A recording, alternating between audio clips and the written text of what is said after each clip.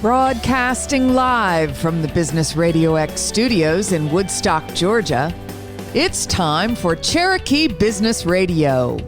Now, here's your host. Welcome to Cherokee Business Radio. Stone Payton here with you this afternoon, and you are in for a real treat. Please join me in welcoming to the broadcast with Teal Marketing, LLC, the lady herself, Miss Anna Teal. Good afternoon. Good afternoon, Stone. I'm so happy to be here with you today. Well, we are absolutely delighted to have you on the show. Maybe a good way to open the conversation, perhaps you could share with our listeners just a bit of an overview, mission, purpose. What are you out there trying to do for folks? Well, we're actually trying to help small and local businesses with their marketing efforts when it comes to copywriting, content creation, blog development, overall brand consulting, and try to help them get their, or put their best foot forward when it comes to the digital marketing realm. Especially now with COVID happening, a lot of businesses are, moving online and increasing their strategies on digital. So we're trying to help them really not only do a quick and dirty in the digital marketing realm, but really create effective content that resonates with their audience and, grows with them as they grow their business. So that's kind of in a nutshell, a little bit about, what we specialize in.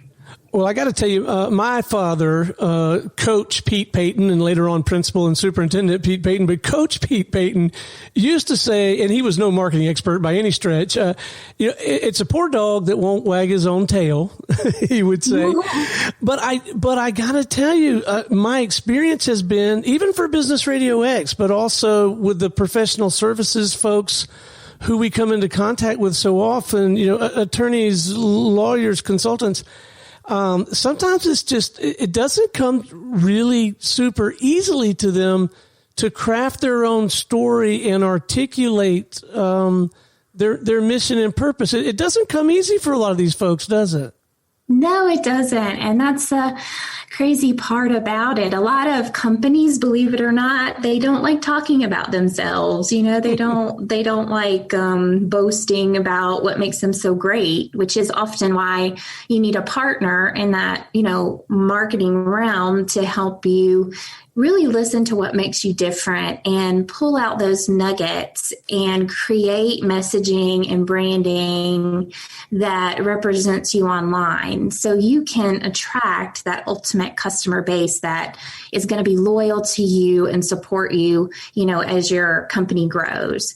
And so that's kind of our specialty. And a lot of our clients have said, Anna, I really love the way that you truly listen to what makes me so great, and you pick up on things that maybe I didn't pick up on, that maybe we should tell as part of our story. And people want to hear stories, especially in your community. They want to hear the stories, why you started your business. I think that's so important, and why you're doing what you're doing. And so we help really craft those messages and create a strategy that will deliver results online. Well, and actually, I would love to hear, and I think our listeners would too, your backstory. What prompted you to get into this line of work and decide to get out there as an entrepreneur and try to serve other business people with this craft? Well, I didn't have a typical startup like a lot of entrepreneurs. I have a little bit of a different story.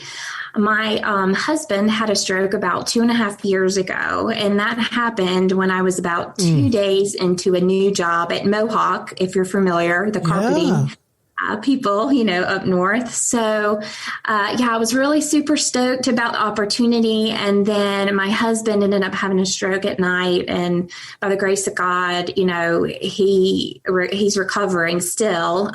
But through all of that and through such a life-changing event, I was able to create Teal Marketing, and it just, everything lined up. Like I said, by the grace, it had to be a God thing, and I attribute my business to God, because there's just no way that things could have lined up and happened the way they happened. To create a business, because a lot of people have anxiety about creating a business. Taking that first step is so hard. And to do it voluntarily is very hard, but I was kind of forced into it. And I don't know, given my circumstance, if I would have, had the confidence and been in the survival mode to create my own company if I had not been in such a situation 2 years ago. But the great thing about that is I learned a lot about what I'm capable of, and I grew my strengths, and I learned a lot about myself throughout that process, which I wouldn't trade for the world. So, even if your situation isn't totally perfect and you're looking to create a business, like, I am definitely proof that can happen and you can be successful. And I was blessed to have a lot of support from my family, and even, past people from, past careers that came out of the woodworks to help me get this off the ground, because they realized that I had a talent and they believed in me, which I'm so thankful, because you definitely need someone to believe in you and to help you get out there and to do great things. And so, yeah, it was a crazy, crazy journey. And even though it was hard, it was tough, it's very rewarding to be where I am today. Like I said, by the grace of God. Well, I was actually about to ask you about how the whole sales and marketing thing works for an organization whose job it is to help me do a better job of my own marketing. And I do want to circle back to that, but it occurred to me while you were talking that your specific set of circumstances may very well have given you a layer of Teflon, a reservoir of strength to deal with some demons that all of us entrepreneurs deal with more effectively. Is there anything to that theory?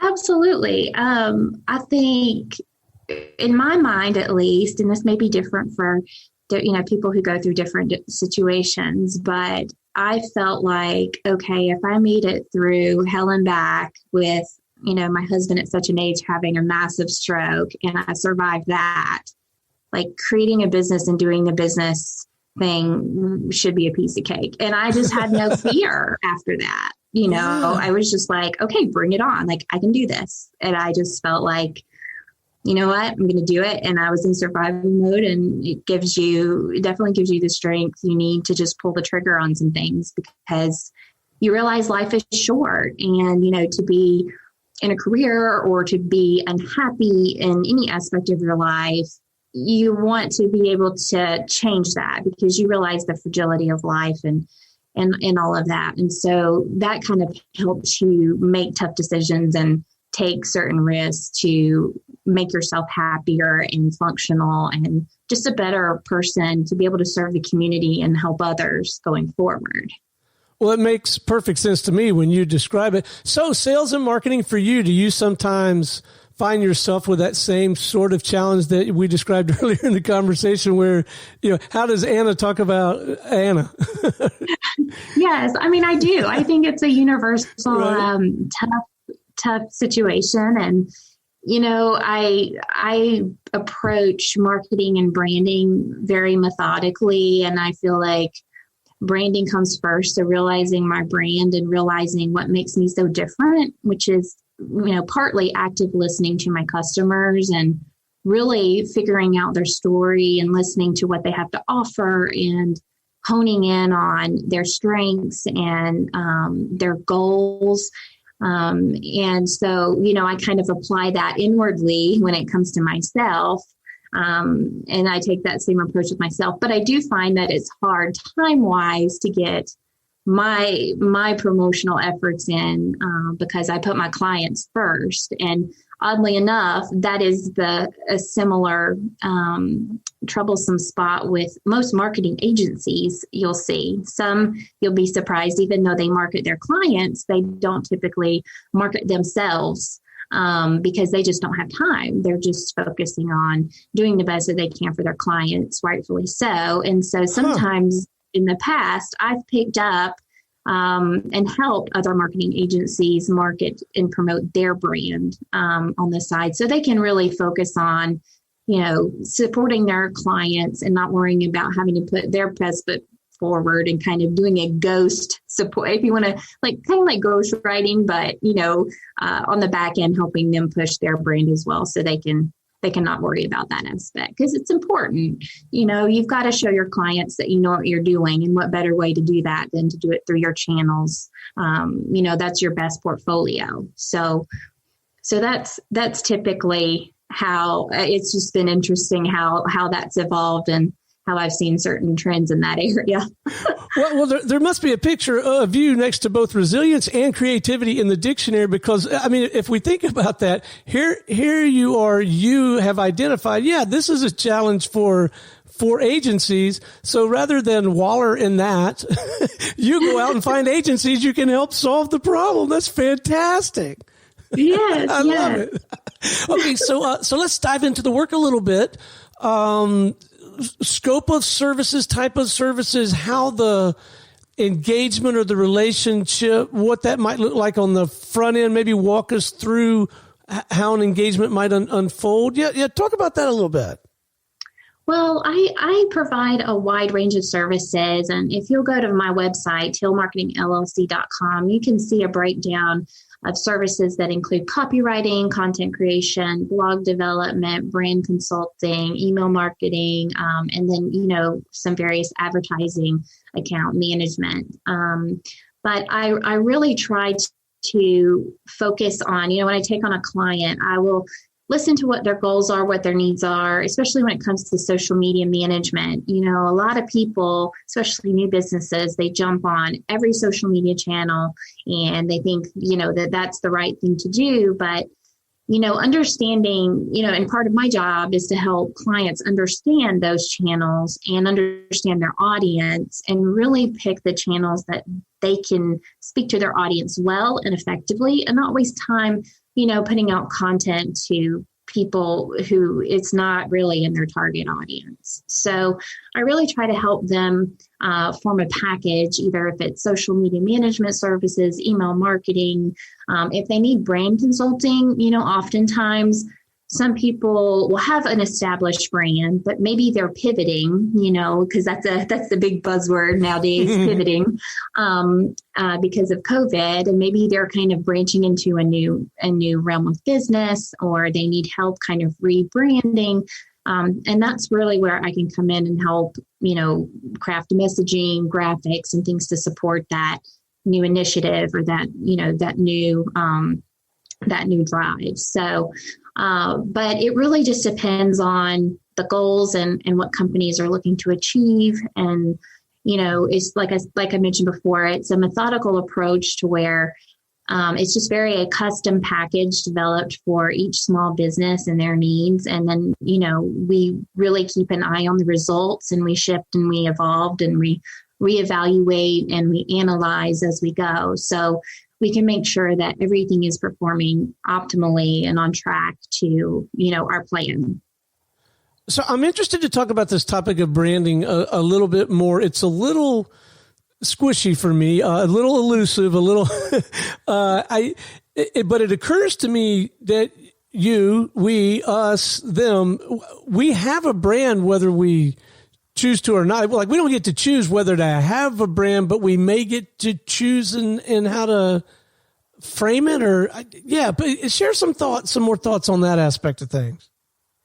Yeah, of course. There's a lot of brand exercises that you can go through as far as kind of really brainstorming, who you are and what you wish to accomplish and what your target audience is. And that's really the fun part of my job, is connecting with businesses who may not have, all of those details fine-tuned and written out yet. And then brainstorming, what makes you so different? Because a big part of a brand is their differential advantage. And you want to make sure, with so many brands being online and on social media, standing out and having, keywords and, optimizing your differential advantage is so important. And so, I love getting together and learning and listening and, crafting from my knowledge, what's the best plan of attack to leverage a brand and to get it out there and to make it successful. So very specifically, given this situation that we're in at the moment, and just for a second, I'll share with our listeners, if you're not listening to this live, you're listening to this, maybe a year, 18 months after this interview. We are having this conversation, Anna and I, we're neck deep in this whole COVID-19 crisis. We're just a handful of days beyond the presidential election. This is still very much on everyone's mind. So the question I wanted to ask, Anna, given this, do all of us, most of us, need to stop for a moment and think through, do we need to adapt a little bit, change some stuff, evaluate, possibly pivot in light of of some of these new dynamics? Do we need to at least do, at least some sort of casual assessment or revisit of the way that we are presenting ourselves out in the marketplace as a direct result of this situation we find ourselves in?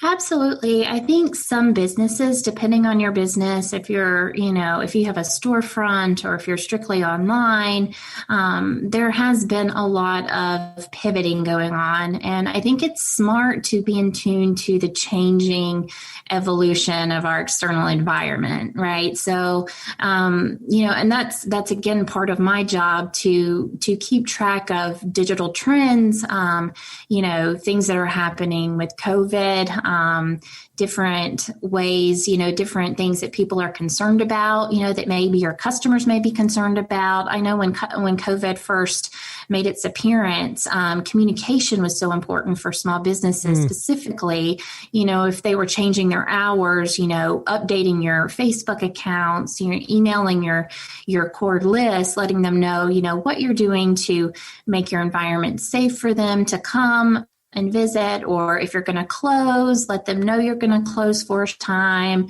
And then, just make sure that you're transparent with your operations moving forward. But then, there's also a different, outside of the COVID realm, there's also a different new trend coming on that a lot of people aren't really talking about, which is this unbiased social media. There's been a lot of things with censorship and things like that. So I think it's important to keep an eye on that, because you're going to see a lot of people shifting social media platforms. And you want to make sure that, you're keeping an eye, no matter what kind of business you are, you're keeping an eye on your target market and you're following wherever they land. So there's a lot of really hot topics that are happening right now that it's kind of hard to keep up. But that's something that, I try to keep on top of, and I really try to advise my clients the best route to go when it comes to, kind of sensitive issues like that we're experiencing today. So what is the very first thing? Is it maybe in this day and age, a phone call? I was going to say like where you sit down across the table from each other and have a conversation, but is it sort of an initial kind of consultation? Is that typically how an engagement cycle starts with you? Oh, to contact me to start services? Is that what you're referring to? Yeah. Like what's I'm operating under the impression that first you're probably just going to want to chat for a little bit, right? And just talk. Oh, yeah. Absolutely. To just give me a call.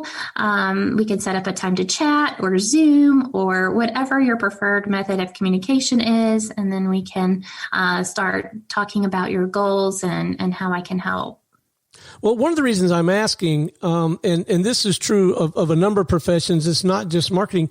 I don't even feel very qualified to ask the right questions. Like I'm not a great guy for doing the interview for hiring someone. There's a lot I need, but that goes to hiring professional services providers too, right? And so I wonder, like, what should a company, an entrepreneur be looking for when they're considering investing, what for them are probably pretty considerable resources in someone to help them with their branding or their copywriting or their marketing? Are there some red flags they should look for, or some questions they should definitely ask, or some things they should definitely do or not do? Any counsel on that front would be greatly appreciated. Oh, absolutely. Definitely someone who you feel like is listening to what you're telling them as far as like what your goals are for marketing. You want to make sure, because a lot of big agencies sometimes, to no fault of their own, they may try to sell you something that you may not need, or they may talk kind of over your head. Don't be afraid to ask questions. If you're not sure what something means, or if you're not really in the marketing, if you're not really in the marketing, that's okay. I mean, I really like to provide a comfortable and relaxed environment for people to be okay if they want to ask questions, or if they don't understand, why should I have this piece of marketing and what's it going to do for me? Then that's a perfectly acceptable question. So, being able to feel comfortable with who you're talking to and feel like they're understanding what you're asking for and not trying to oversell you something is key. I had a client that he was looking at a larger firm, and they tried to sell him like 1 million impressions on a campaign he was looking to do. And he's a local guy, and he didn't need 1 million impressions. And so he was like, I just don't understand. Is there something I'm not missing? And I'm like, no, they're trying to oversell you something, and you don't need that. So that's one thing. I will always try to look out for the best interest of my clients. I will never try to sell them anything they don't need. We'll always try to listen to them and make sure that, whatever package or solution that, we decide on is appropriate and within budget and fits within those standards, for those goals that we set. So I definitely think that that's a red flag. If something doesn't make sense to you in your, in a situation like that's definitely a red flag. But it's always good to get a second opinion or a third opinion when you're looking for marketing support, just so you have a frame of reference. Well, you bring up a great point, and I think it's something sometimes we can get a little bit lost in utilizing the technology to accomplish some objective that may not really be meaningful. Because it occurs to me, most of us in the professional services space, I mean, gosh, I don't need 1 million impressions. I need 5 relationships. I'd like to just have, 5 more meaningful conversations, right? I mean, it's not just because you could do it doesn't mean that it's meaningful, right? Right. And then that goes back to your goals. I mean, if you're looking to increase your following, that will be a whole different strategy than if, you're if you're selling products and you're really wanting to close that sale. So you're really looking for engagements and leads, so that's kind of the strategy behind the active listening approach, is really trying to get to the root of what's going to bring the most bang for your buck when it comes to what you're trying to achieve and what you need for your business.